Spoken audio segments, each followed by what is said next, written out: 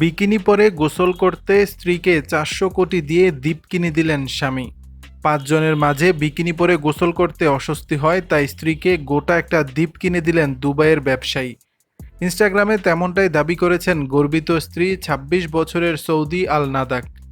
নীল জলের সমুদ্র ঘেরা দ্বীপের ভিডিও পোস্ট করে নাদাক লিখেছেন, বিকিনি পরে গোসল করতে চেয়েছি, কোটিপতি স্বামী একটা দ্বীপ কিনে দিয়েছে। জন্মসূত্রে ব্রিটিশ সৌদির বিয়ে হয়েছে দুবাইয়ের ব্যবসায়ী জামাল আল নাদাকের সঙ্গে।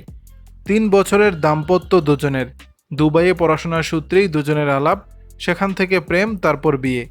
সৌদি জানিয়েছেন তিনি পুরুদস্তুর গৃহবধূ, তবে স্বামী জামাল তার কোনো কিছুরই অভাব রাখেননি, রাজরানী করে রেখেছেন তাকে। জামাল তার কোনো ইচ্ছা অপূর্ণ রাখেন না। তিনি স্বামীর কাছে বিকিনি পরে সমুদ্র স্নানের ইচ্ছা প্রকাশ করেছিলেন, দ্বিতীয়বার আর বলতে হয়নি।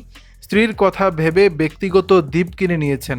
সৌদি জানিয়েছেন তার স্বামী জামাল এই দ্বীপ কিনেছেন 418 কোটি 11 লক্ষ 35 হাজার টাকা দিয়ে।